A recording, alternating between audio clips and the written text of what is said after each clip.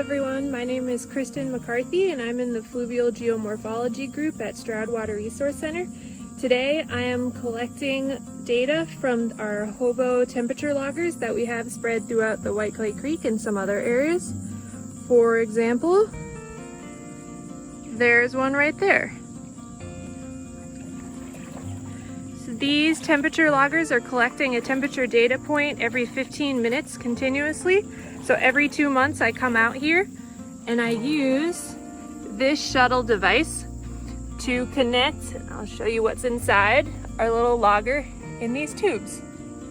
Temperature data is important to monitor in streams because it can tell you things about what fish communities can live here. It can give you hints about what's happening with the water chemistry, and it can also tell you how much the stream is being supplied by groundwater versus coming off the land.